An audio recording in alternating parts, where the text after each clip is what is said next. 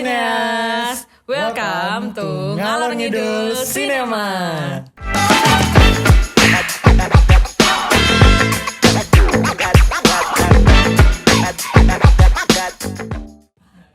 Nah, kali ini tuh kita udah ada di episode 5. 5 gimmick. Nah, ini kan udah ada di episode 5 nih. Kalian ada notice gak sih kalau bulan kemarin tuh kita sepi-sepi aja gitu kan di YouTube 0 Derajat Film. Kalian udah pada kangen gak sih? Kangen sih kalau aku ya. Oh ya, kalau Kak Kelvin ya? Iya kangen banget pakai DH. Iya. Oke, nah karena kemarin itu gak ada, kita libur. Sekarang kita balik lagi nih. Kalian gak usah gundah gulana. Karena bulan ini kita balik lagi sama aku, si Jihan tercantik ya. Iya, Jihan Slay. Nah, kalian gak usah ngomel dalam hati. Ini kenapa sih muka Jihan terus? Muka Jihan lagi. Karena bosen sih. Karena di episode kali ini aku bawa temen nih buat nemenin pergibahan di episode kali ini. Please welcome Kak Kelvin. Halo semuanya, kenalin ya, nama aku Kelvin dan aku adalah partner in crime-nya Jihan. Partner in crime banget tuh. Yang ngobrolin tentang perfilman ya bersama Jihan. Kalau Jihannya sendiri berarti ngomong sendiri gitu. Iya, biar ada. Jangan ngalor ngidul. Iya benar banget. Harus ngalor ngidul sesuai dengan judul kita gitu. Nah, anyways, if you guys notice di episode 4 kemarin kan kita udah bahas film horor lokal tuh sama si Fatur dan Nayol. Nah, di episode kali ini kita juga bakalan nge-review film horor lokal Indonesia lagi gitu. Kira-kira apa tuh? Spill dong Kak, spill dong. Jadi di episode kali ini kita akan ngebahas film depannya I. Akhirnya Fana.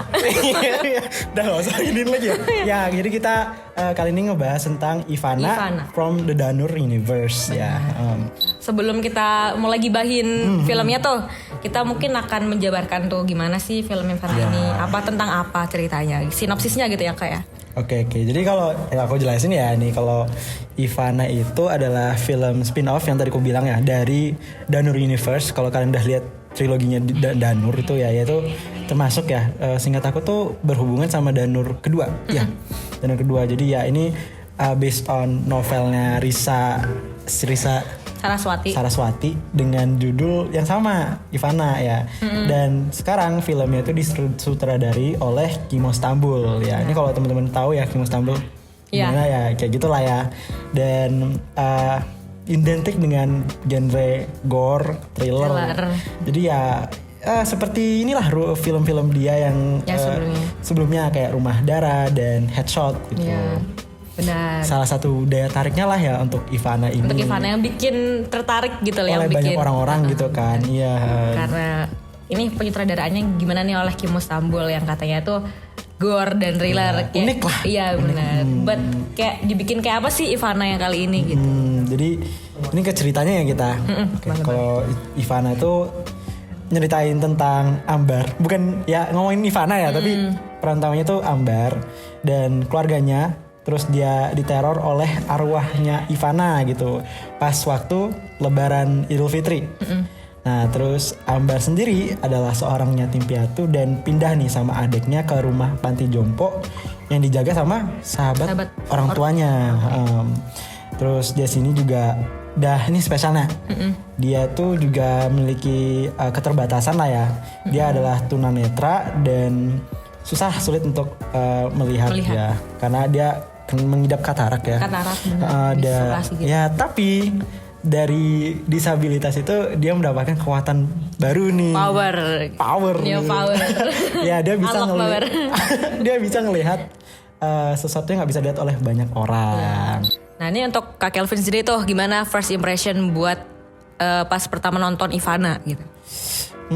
Pas pertama nonton Ivana tuh kayak jujur sih kayak aku sebenarnya ekspektasinya juga rendah ya. Soalnya juga aku nonton KKN nih ya. Dan ya masih ya inilah ngikutin formulanya film horor Indonesia gitu kan.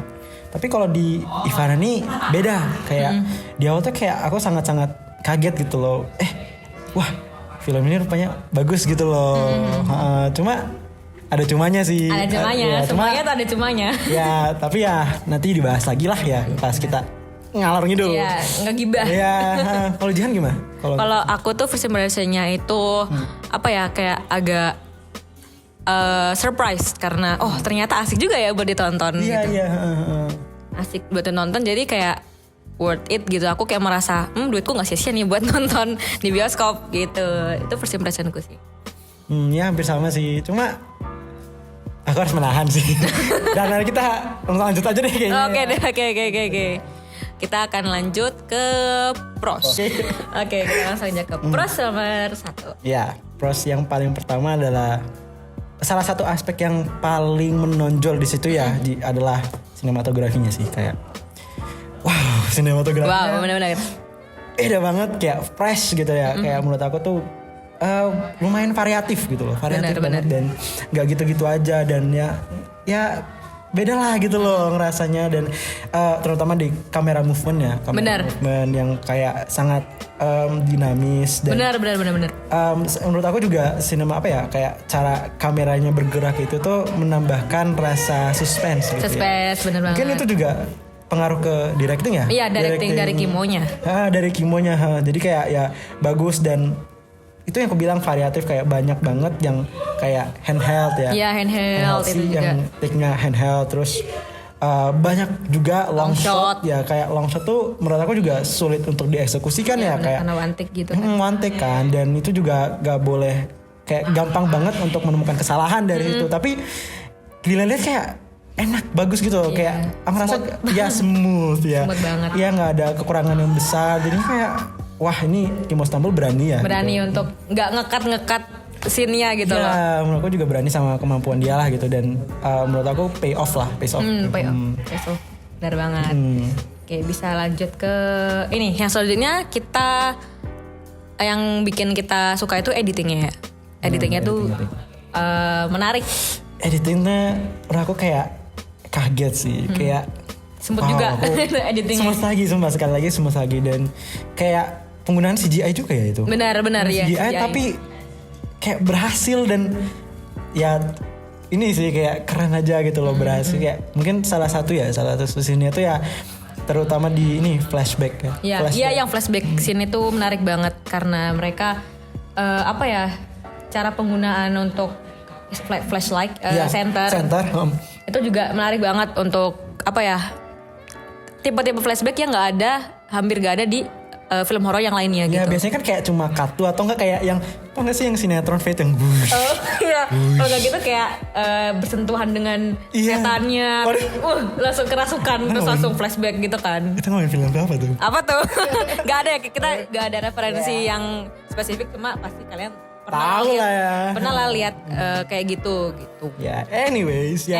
Kalau di sini bedanya ya kayak center itu ya dia unik di mana dia berani menggunakan media yang berbeda. Gitu. Dia ngeliatin gerakan bayangan, dan selain itu juga ada flashback yang transisinya tuh menggunakan ngomongnya kayak smooth gitu loh transisinya. Dia kayak kita tuh secara mendadak kembali ke masa lalu gitu loh, ya kan, dan jadi kayak smooth banget, dan gak ada kayak aku ngerasa kayak gak ada errornya. Jadi kayak ya salut banget lah untuk tim editingnya ya, sama visual effects kayak gitu. Visual effect juga, terus color grading ya. Kalau color grading juga konsisten ya.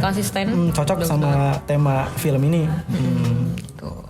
Yang selanjutnya yang kita suka itu adalah pembawaan karakter utamanya si Ambar ya, Kathleen. Ya itu bagus ya menurut aku. Tapi selain dari karakterisasinya nih Kak, aku juga suka gimana Kimo ini memvisualisasikan penglihatannya dari si Ambar. Itu kan buram gitu kan, kayak kita jadi ikut panik gitu kayak ini nggak kelihatan apa-apa. Ya sumpah ini kayaknya kalau kita nggak ngeliat apa-apa tuh ngerasa lebih kayak kita nggak tahu bahayanya dari mana. Iya, kayak anxious sendiri. Anxious ya, iya. Jadi menambahkan kesan suspense gitu.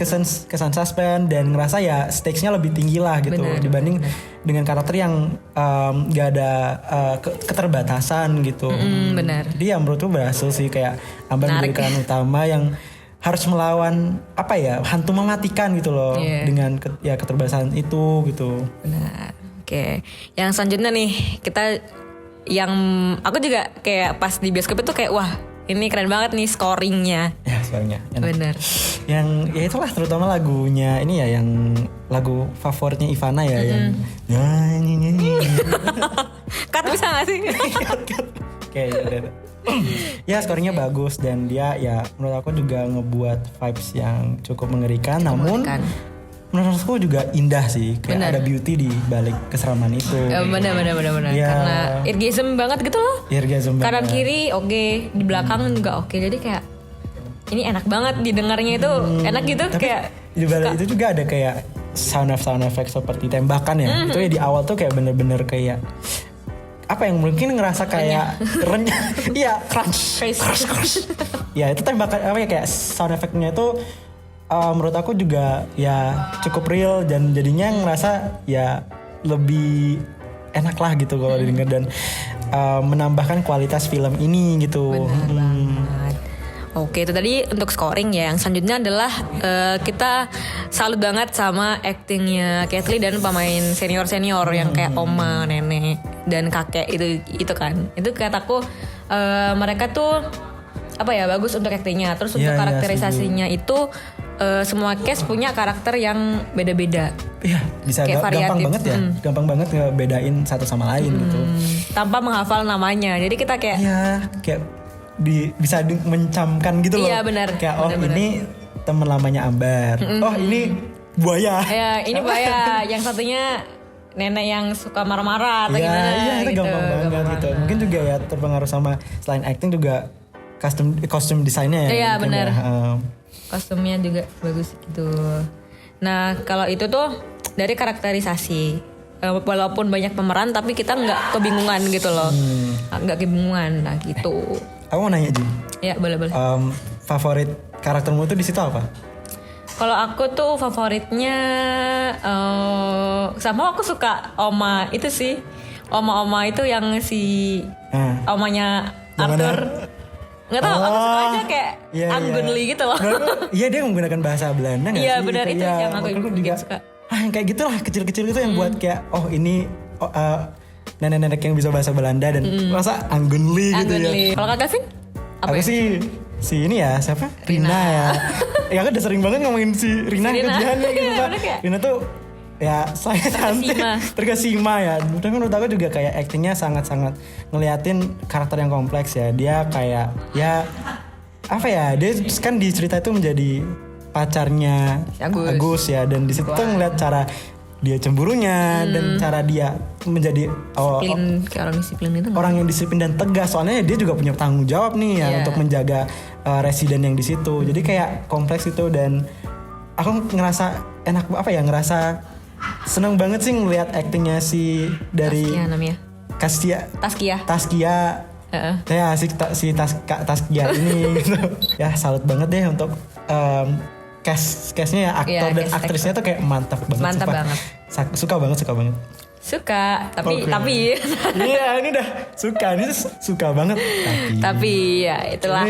Tapi di balik pros ada cons. Yang mengikuti dari belakang. Ya, jadi sebenarnya gini loh, Ji, yang tadi ku tahan-tahan ya.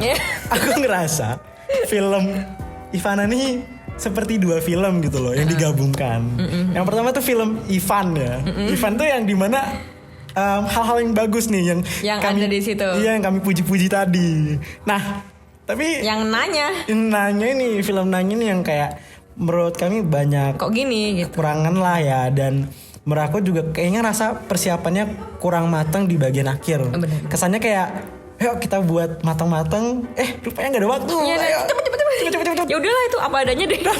Mampus gitu ya. Kesannya kayak gitu. Iya. Tapi aku yakin di balik pas produksinya juga pasti kompleks. Tapi kesannya kayak gitu di film. Iya, jadi ya menurut aku tuh kayak sayang banget ya, banget gitu. Nah, oke, kita mulai dari yang pertama. Untuk consnya tuh kita dari penulisan naskahnya, dari script writingnya. Terasa kurang ya, Jing? Terasa kurang. Bisa dilihat di film tuh di awal emang gimana ya? Di awal-awal tuh yang bagian Ivannya tuh ya premisnya tuh bagus dibuka dan secara mewah gitu. Mewah banget menurut gue. Ya, mewah banget ya. Dan menurut aku juga introduction untuk karakternya, tempatnya, latarnya itu kayak udah spot on gitu loh. Kayak yang kita tadi puji ini tuh kayak gimana dia menggunakan long shot untuk ngejelasin layout pantinya itu, terus juga ngelihatin dinamika antara karakter gitu kan. Itu kayak bagus banget. Tapi yang bagian nanya acak-acakan ya. Iya, acak-acakan dan banyak plot holes. Iya, banyak plot holes yang seharusnya tuh ya sayang banget gitu loh. Jadinya gara-gara plot holes tuh jadi aneh dan sampai terasa aneh gitu. Iya, aku ngerasa kayak jadinya kembali lagi ke formula film horor Indonesia kayak yang pakem Indonesia ya. Pakem Indonesia pada umumnya horor Indonesia pada umumnya gitu. Ya mungkin kalau misalnya kita jelasin satu persatu kayak makan banyak waktu ya. Kita langsung aja next selanjutnya. Iya. Yang saja tuh ada ini beberapa karakter yang kurang dijelasin backgroundnya. Jadi kayak itu sih. Backgroundnya ini dari mana? Terus apa ceritanya gitu loh di balik karakter itu. Contohnya itu ada si pacarnya Ivana. Lupa sih tapi namanya aku. Boyfriend. Iya, kayak boyfriendnya. Ivana's boyfriend. Iya.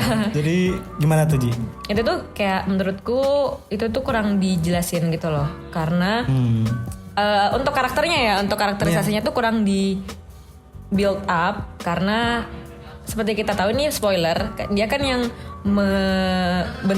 membuat Ivana patung ini kan. Menjadi patung ya kan. Nah itu tuh karena kita pikir tuh untuk membuat patung dari mayat itu adalah sebuah tindakan yang gak masuk akal dan dilakukan oleh orang-orang yang agak berkelainan gitu loh. Agak gangguan gitu kan. Gangguan ya. Jadi kita kayak ini kenapa dia bisa sampai nekat ngelakuin hal yang kayak gitu. Iya, gitu oke mungkin lah karena cinta dan sebagainya, tapi itu tuh kurang logis gitu loh. Apa dia emang ada background psikopat atau gimana? Terkesan mendadak kan ya, soalnya nggak diceritain kayak siapa sih kasihnya Ivana itu kayak nggak ada sama sekali dan jadinya jadi kayak ngerasa out of place gitu. Benar. Scene itu gitu, jadi kayak jadi aneh gitu loh. Jadi malah lucu sih, ya kan lucu. Benar. Jadi ya itu sih sayang banget kayak padahal karakter itu penting kan ya untuk ceritanya untuk yang membuat asal usulnya si patung nih. Iya. Benar. Kayak apa nggak retak gitu ya cuma semen gitu kayak. Ini juga sih yang bagian plot holes-nya yang selanjutnya ya. Karena tadi yang dia membuat patung itu tapi cara membuat patung ini tuh kata kita itu apa ya? Kurang masuk akal. Doesn't make sense. Ya menurut mungkin ini ya faktor produksinya yang terlalu terburu-buru. Jadi pas scene-nya dia mematungkan itu nggak terkesan mewah, nggak seperti yang di awal-awal, dimana di sini tuh kayak cuma ditempel 30 detik gak sih kayak cuma nyalain musik terus kayak dia udah ditempelin semen. Dan itu semennya udah ada di situ kayak udah. Iya. Dan tiba-tiba ada nih. Dari mana gitu nih? Kayak sangat-sangat mendadak terus juga nggak logis gitu loh kayak kok bisa awet gitu loh di semen. Dan kenapa bentuknya sesempurna itu padahal nggak dicetak? Cetakannya cuma baju doang. Iya juga ya. Iya bener. Emang nggak masuk akal ya. Kalau aku lihat kayak kasus-kasus kayak pengawetan, kayak pembuatan patung dari mayat dari orang-orang psikopat itu kan bener-bener patungnya tuh kayak hancur gitu kan, kayak nggak berbentuk. Tapi ini kenapa bagus banget? Aduh, ini nggak masuk akal ya. Bener. Anyways, yang selanjutnya yang pertama ya. Itu nggak yang pertama sih, yang selanjutnya maksudnya. Itu tuh dari sumur sesuatu yang terjadi di sumur itu kayak serba salah. kayak banyak banget keanehan gitu, banyak anomali. Iya, sumpah aku tuh jujur kayak pas aku nonton Ivana itu pas udah ke sumur tuh orang-orang pada ketawa. Jadi benar. dari akunya sendiri yang pengen memaksa, aku pengen memaksa untuk ngerasa takut nggak bisa lagi gitu loh. Jadinya jadi komikal gitu loh dari sumur itu. Benar. Yang pertama tuh kayak sumurnya tuh pertama tuh kan tuh sumur tuh kenapa gak ada genangan air? Oke lah kalau misal di situ dibilang kering dan lain-lain. Lagi musim kering gitu. Iya, tapi di situ kan diliatin tuh 2 hari 2 malam tuh hujan. Hujan badai. Badai. Gak tahu. Kan gara-gara deres gitu ya. Maksudnya setidaknya itu ada air lah yang menggenang. Iya, ada air gitu. 5 cm lah atau seberapa gitu kayak. Kayak itu tuh jadi nggak masuk akal dan malahan ya selain itu tuh menurut aku juga ada ini sih kesempatan yang dilewatkan oleh Kimo Stambul untuk membuat scene yang menegangkan. Coba deh kalau dibayangkan ya, kamu nggak bisa ngeliat apa-apa, gelap, terus gerakan kamu dibatasi oleh genangan air itu, kayak kamu tuh setengah tenggelam dan mencari hal yang bisa membunuh Ivana tuh jadi lebih sulit. Benar. Sedangkan hidupmu tuh mau di sama Ivana itu jadi mau lo gue end. Benar. Ya, maksudnya kayak itu tuh jadi kayak sebenarnya kan lebih menegangkan lagi ya, lebih suspense. Tapi sayang banget gak dilakuin. Dan padahal itu tetap apa ya, kayak maksudnya tuh bisa menutup plot hole sekaligus nambahin esensi horornya Iya, gitu. benar. Jadi kayak sayangkan banget sumpah. Sayang banget gitu. Terus ada lagi nih di sumur lagi nih. Sumur ini kenapa nih sumurnya nih Kimo? Canda ya. Nah itu tuh ada yang aneh. Karena itu kan sumur dalam ya. Kita asumsikan sumur tuh 10 meter lebih lah ya. 10 meter. Terus nih jatuh nih si Ambar sama si adeknya. Nah kenapa pas jatuh kayak nothing happen to them gitu loh. Kayak di bawah tuh ada bantal gitu. Iya kayak di bawah tuh ada bantal ya. Atau mungkin sama si Ivana digendong gitu atau gimana, we don't know. Mau cekek dulu. Dia mau membunuh dulu, kayak jangan cekek gitu. Oh iya kayak bisa jadi lo jangan mati dulu ya. Jangan mati, ini belum gue cekek. Gitu. Iya aduh. Nah itu sih karena kan bisa dilihat di ini spoiler lagi. Di adegan jatuh di basement itu kan basement cuma berapa meter ya? Yeah. Tapi tuh kayak at least ya ada luka gitu loh, ada berdarah di situ. Oke, itu di-emphasize kan, difokus, iya, ditekenin, gitu. Diobatin lah ini itu kan. Jadi itu kayak ini kelogisannya di mana nih? Yang di sumur nih kenapa dia nggak kenapa-napa? Iya loh, itu kayak adanya juga nggak apa-apa gitu loh. Iya, adanya juga kayak anak kecil ya, masih rapuh tulangnya atau gimana? Maksudnya kayak setidaknya ada luka gitu. Soalnya sempit juga kan, kayak nggak mungkin daratnya tuh kayak nggak gitu kan, maksudnya masih kayak kena apa gitu. Dan itu kan juga sumurnya patah, brutal banget ya. Ya kan gore. Tapi bener juga, iya maksudnya kayak sumur itu juga sering dipakai dan pastinya ada hal-hal yang asing dan mungkin bisa ngelukain mereka. Dan menurut aku juga itu juga nambah apa ya, sebenarnya seharusnya kalau mereka terlukai tuh malah nambahin lagi tuh kayak esensi kegor dan nambah inilah kayak ketegangan, kayak anjir lah, kayak gue nggak bisa gerak. Nah itu sih kayak aduh kayak bener. sayang banget. Sayang banget. Yang selanjutnya itu ada ini juga agak disayangkan sih karena jump scare terlalu bergantung sama sound effect-nya. Jadi ya kembali lagi ke pakem film horor pada umumnya gitu, kayak wah kayak gitu dah pokoknya. Yang kembali lagi sebenarnya kan di awal nggak kayak gitu ya. Iya sebenarnya dia nggak kayak gitu sebenarnya. Iya jadi kayak yaudahlah kembali lagi awal gitu. Yang bagian nanya nih paruh kedua emang agak mengecewakan ya jujur. Gitu. Oke bisa ya selanjutnya.